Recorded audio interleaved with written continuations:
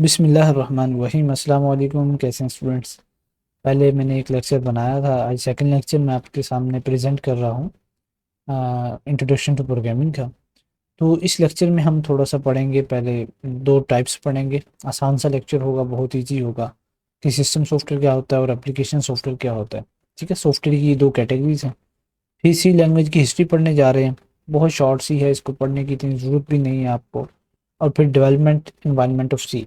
History ये होती है कि आपको पता चल जाए कि सी लैंग्वेज है क्या। ठीक है, तो यार ये स्टूडेंट्स की बड़ी कमी है कि वो ये जो बुक हमें रेकमेंड की जाती है, रीडिंग मटेरियल, हम इसको नहीं पढ़ते, सिर्फ हम लेक्चर्स लेते हैं और सिर्फ चले जाते हैं।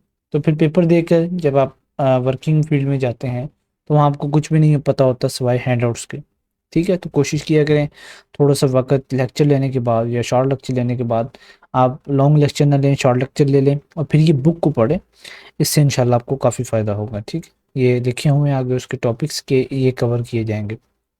चलते हैं आज के कैटेगरीज की तरफ। हमारे सॉफ्टवेयर की दो कैटेगरीज हैं, एक है सिस्टम सॉफ्टवेयर, दूसरी है एप्लीकेशन सॉफ्टवेयर। ठीक है, अभी मैंने ये कमेंट्स में आपके लिए एक बॉक्स बनाया है। ठीक है, तो इस तरह से है कि सिस्टम जो सॉफ्टवेयर होता है और एप्लीकेशन सॉफ्टवेयर होता है, ये कैटेगरीज होती है हमारी ऐसे सॉफ्टवेयर की जो कि कंप्यूटर सिस्टम के अंदर लगा होता है। ठीक है, सिस्टम सॉफ्टवेयर क्या है, आगे मैं आपको ये भी पढ़ाऊंगा जो हैंडआउट्स में लिखा गया है, लेकिन ये शॉर्ट सा है, मैं आपको पहले पढ़ा दूं ताकि कंसेप्ट क्लियर हो जाए आपके लिए नज़दीक। सिस्टम सॉफ्टवेयर जो होता है वो डिज़ाइन किया जाता है हार्डवेयर कंपोनेंट्स को मैनेज करने के लिए और प्रोवाइड करता है ऐसा प्लेटफॉर्म जो कि हमारी एप्लीकेशन को रन करे। It act as an interface between the user, hardware and application. ये इंटरफेस होता है सिर्फ सिस्टम जो सॉफ्टवेयर होता है, और बाकी जो एप्लीकेशन सॉफ्टवेयर होती हैं वो हमारे पास एंड यूज़र की जो यूज़ करता है एक एप्लीकेशन। जैसे कि आप यूट्यूब पर अभी लेक्चर देख रहे हैं, तो ये क्या है, एप्लीकेशन है एक। ठीक है, यूट्यूब की जैसे आप ऐप यूज़ कर रहे हैं, तो ये एप्लीकेशन है। जो सिस्टम सॉफ्टवेयर है जिस पर आप मोबाइल पर देख रहे हैं, जो आपको ये ऐप प्रोवाइड कर रहा है, जैसे आप एंड्रॉयड यूज़र हैं तो वो सिस्टम है। शायद आप समझ गए हों बात। तो इसकी जो एग्जांपल हैं वो ऑपरेटिंग सिस्टम्स हैं, विंडोज़, मैक ओएस और लिनक्स। ठीक है, ये ऑपरेटिंग सिस्टम इसकी एग्जांपल है, ओएस भी कहा जाता है। और डिवाइस ड्राइवर्स ये भी इसकी एग्जांपल में आ जाते हैं। Software that allows hardware devices like printer और graphics card to communicate with the OS, इसे क्या कहते हैं, डिवाइस ड्राइवर्स। और यूटिलिटीज डिस्क मैनेजमेंट टूल है, एंटीवायरस टूल हैं और सिस्टम मॉनिटर्स हैं, ये सारे क्या कहलाते हैं, हमारे सिस्टम सॉफ्टवेयर। फंक्शन क्या होता है कि ये मैनेज करता है हार्डवेयर की रिसोर्सेज को, जो कि हमारी मेमोरी है, रैम है, सीपीयू है, सारी चीज़ों को मैनेज करता है सिस्टम सॉफ्टवेयर। और एक हमें प्लेटफॉर्म प्रोवाइड करता है जो कि हमें एप्लीकेशन रन करने में मददगार होता है और परफॉर्म करता है system maintenance task like backup, file management and updates. दूसरा हमारे पास जो टाइप्स है वो एप्लीकेशन सॉफ्टवेयर की, जैसे मैंने कहा कि हैंड यूज़र, जैसे आप अभी यूट्यूब पर ये लेक्चर देख रहे होंगे तो ये एप्लीकेशन होती है। या आप किसी अपना ऑफिस वगैरह पे काम करते हैं, माइक्रोसॉफ्ट ऑफिस पे, वर्ड पे, तो ये सारे क्या होते हैं, हमारी एप्लीकेशन होती है हमारे पास ना। तो एग्जांपल इसकी प्रोडक्टिविटी सॉफ्टवेयर जो है हमारे पास गूगल है, डॉक्स है, गूगल डॉक्स जैसे होती है, एक्सेल, जो मैंने अभी एग्जांपल्स आपको दिए। मल्टीमीडिया के सॉफ्टवेयर जो हैं वो एडोबी फोटोशॉप है, वीएलसी मीडिया प्लेयर है, आजकल चलता है केएम प्लेयर और दूसरे बड़े प्लेयर्स आ गए हैं। और वेब ब्राउज़र में क्रोम, फायरफॉक्स, सफारी, और गेम्स में पबजी, माइनक्राफ्ट, ये सारी एप्लीकेशंस हैं। ठीक है ना, कैपकट है, जैसे एडिटिंग की होती हैं। फंक्शंस इनके क्या होते हैं कि हमें असिस्ट करता है user in performing particular task like writing document, editing images और browsing the internet, provide user friendly interfaces to interact with the computer. तो इसकी समरी मैंने आपको पहले ही बता दी है। तो नेक्स्ट चलते हैं हमारा अब यूनिवर्सिटी। यूनिवर्सिटी क्या कहती है हमें, ठीक है। तो ये एक डायग्राम दी गई है, आप इसको इग्नोर कर दें, इससे कुछ फ़ायदा नहीं होगा आपको। तो चलते हैं ऑपरेटिंग सिस्टम की तरफ। तो इसको ओएस कहा जाता है, यही सिर्फ आपके लिए है, बाकी मैंने आपको पढ़ा दिया है। मैं देखता हूँ मेरे पास पेन होगा, पेंसिल, ठीक है। तो ये मैंने आपको पहले से पढ़ा दिया है, इसमें कोई ऐसी इंपॉर्टेंट बात नहीं। ये डेफिनेशन लिखी हुई ऑपरेटिंग सिस्टम की, आप याद करना चाहें तो कर लें। आपका पेपर इतना काबिल नहीं होता कि उसमें आपसे डेफिनेशन पूछी जाए, आप इसको थोड़ा सा इग्नोर भी कर सकते हैं। नेक्स्ट हमारे पास है डिवाइस ड्राइवर्स। डिवाइस ड्राइवर ऐसा सॉफ्टवेयर होता है जो कि use to communicate between the devices and the computer, जो कि डिवाइसेस और कंप्यूटर के दरमियान कम्युनिकेट करने में इस्तेमाल होता है। जैसे कि हमारे पास मॉनिटर के अंदर मॉनिटर है, कीबोर्ड है, माउस है, जब हम अटैच करते हैं तो हमारे पास पहले से कुछ ऐसे ड्राइवर्स इंस्टॉल्स होते हैं जो कि उनके रन करने में मददगार साबित होते हैं, ठीक है।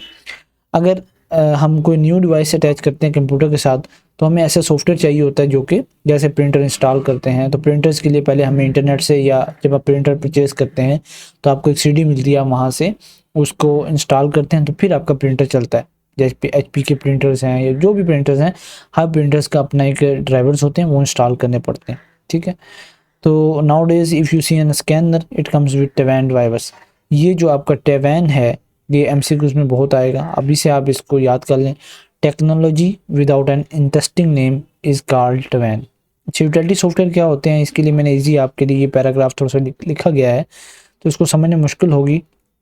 तो आजकल चैट जीपीटी का यूज़ किया करें सारे स्टूडेंट्स, बहुत ईजी है आपके लिए। तो इसमें मैंने इसको पैराग्राफ को सिंपल वर्ड्स में किया है कि डिसफ्रेगमेंटेशन, इसमें एक कंसेप्ट यूज़ किया गया, ये मैंने आपको ग्रीन एरो से रिप्रेजेंट किया है। क्या होता है defragmentation? When you save files on computer, जब भी हम फाइल्स को सेव करते हैं कंप्यूटर के अंदर तो वो स्मॉल पार्ट्स में, जिसे हम चंक्स कहते हैं। अब ये भी एमसीक्यूज है कि जो हम फाइल्स को सेव करते हैं वो कैसे होती हैं, चंक्स में सेव होती हैं, ठीक है। Over time as you keep editing and deleting files the disk gets scattered and empty and fill chunks.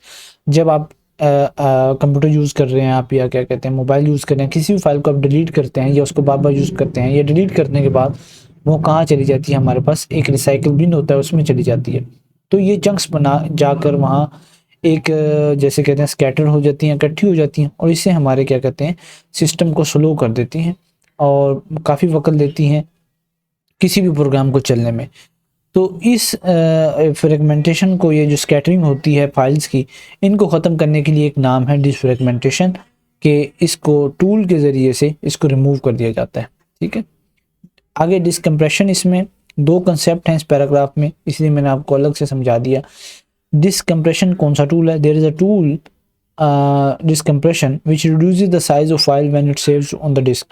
समझ लो आपने एक 20 MB की फाइल है, ये डिसकम्प्रेशन एक ऐसा टूल है जो कि 20 MB से आपके 5 MB में उसको कंप्रेस कर देगा, ठीक है, to save space. When you open the file the tool restores to its original form so you can view और यूज इट नॉर्मली। जैसे कि अभी शायद मेरे पास कंप्यूटर में कोई कंप्रेस फाइल पड़ी हो, मैं आपको, चलो नेक्स्ट टाइम मैं कभी आपको किसी और वीडियो में दिखाऊंगा, मैं उसकी पूरी तैयारी करूंगा कि आपको कैसी होती है कंप्रेस फाइल। कुछ सॉफ्टवेयर आप डाउनलोड करते हैं ना तो वो कंप्रेस फाइल में अक्सर आते हैं, फिर जब हम उनको इंस्टॉल करते हैं तो वो वहाँ से डीकम्प्रेस होते हैं और फिर एक अलग फाइल में जाके सेव हो जाते हैं, वहाँ जाके हम उनको इंस्टॉल कर देते हैं। अच्छा जी, नेक्स्ट लिंकर आएगा, वो भी मैं इस पर आपको समझाऊंगा। एप्लीकेशन सॉफ्टवेयर क्या होते हैं? वही एंड यूज़र, जैसे मैंने बताया आप यूट्यूब यूज़ कर रहे हैं, जो भी यूज़ कर रहे हैं। और हिस्ट्री ऑफ सी लैंग्वेज, ये ऐसे चलने दें को से tool program different develop program, ठीक है। एडिटर्स क्या होता है? अच्छा, एडिटर्स आसान अल्फाज में आपको समझाता हूँ, आपसे आपको यहाँ से समझ नहीं आएगी।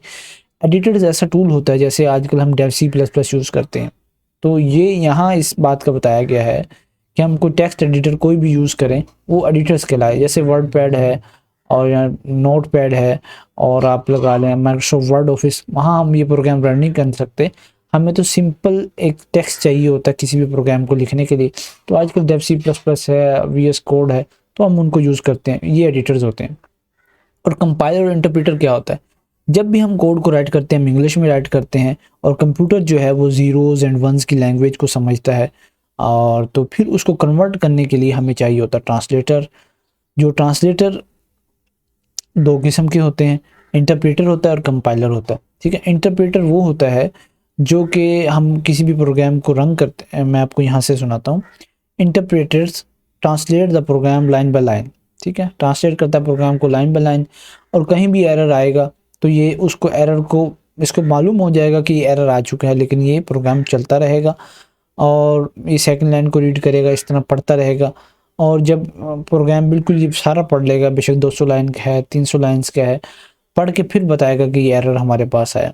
इसका ड्रॉबैक ये है कि interpreter is that the program execute slowly as the interpreter translate the program line by line. Another drawback is that as interpreter are reading the program line by line, so they cannot get overall picture of the program, hence cannot optimize the program making it efficient. ठीक है, सारी इसने 300 लाइनें पढ़नी है, फिर error ये बाद में बताएगा। 300 लाइनें पढ़ने में पता नहीं कितनी देर लगाएगा। ठीक है, और कंपाइलर क्या होता है, जैसे आजकल हमारे डेव सी प्लस प्लस में सब में कंपाइलर्स यूज़ होते हैं आजकल। तो कंपाइलर्स ये होता है कि आपने अगर 100 लाइन्स का प्रोग्राम लिखा, अगर 7 लाइन्स में आपका एरर आ रहा है, तो ये वही प्रोग्राम को रोक के आपको बता देगा कि ये आपका एरर आ रहा है, आप इसको ठीक कर लें। ठीक है, डिबगर क्या होता है, ये बहुत इंपॉर्टेंट टूल है।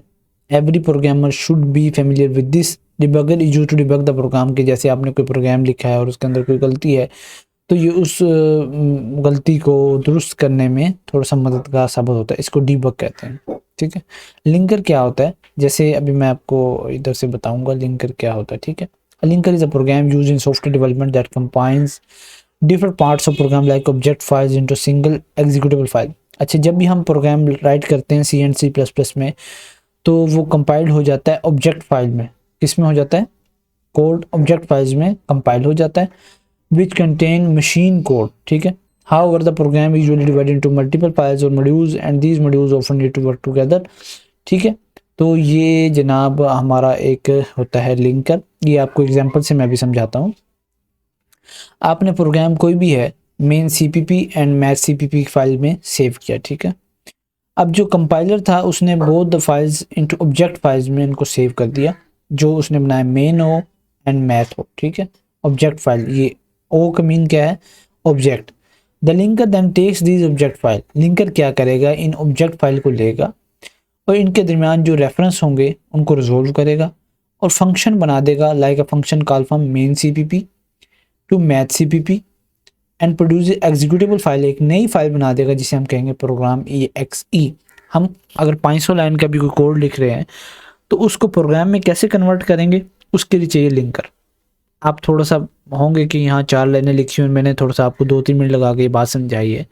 समझाने का यही मतलब है कि आप प्रोग्राम 100 लाइन्स का लिख रहे हैं, 100 लाइन्स का प्रोग्राम तो आपने लिख लिया और रन करके देख लिया, वो आपका माशाल्लाह प्रोग्राम बहुत अच्छा चल रहा है, लेकिन वो कैसे पता चला जाएगा, आप कैसे उसको एक प्रोग्राम बनाएंगे। असल तो हम प्रोग्रामिंग कर रहे हैं ना, प्रोग्राम हमने बनाने हैं, तो उसके लिए हमें लिंकर की ज़रूरत होती है, जो कि हमारी 2 फाइल्स को इनको एग्जीक्यूट करेगा और एक नया प्रोग्राम बना देगा, प्रोग्राम EXE या जो भी कोई नाम आप रखेंगे। लोडर क्या होता है, जब ये प्रोग्राम बन जाएगा तो उसको क्या कहते हैं, लोड करेगा और मेमोरी में जाके उसको सेव कर देगा, ये लोडर होता है। ठीक है, linker and loaders are the part of development movement, these are part of system software. ठीक है, तो ये आपका लेक्चर था, बहुत ही आसान लेक्चर था। ये भी एक आपको दी गई है कि कैसे प्राइमरी मेमोरी से कैसे कैसे जाता है, तो आपने इसको पढ़ लेना, ये कोई इतनी ज़रूरी नहीं होती ना, ये आपके बोर्ड पेपर्स में ये आता है। नेक्स्ट वीडियो में इंशाल्लाह लेक्चर नंबर 3 पढ़ेंगे और हम स्टार्ट करेंगे अपनी प्रोग्रामिंग, जो कि डेव C++ पर इंशाल्लाह करने जाएंगे। फर्स्ट सी प्रोग्राम लिखेंगे। जज़ाकल्लाह।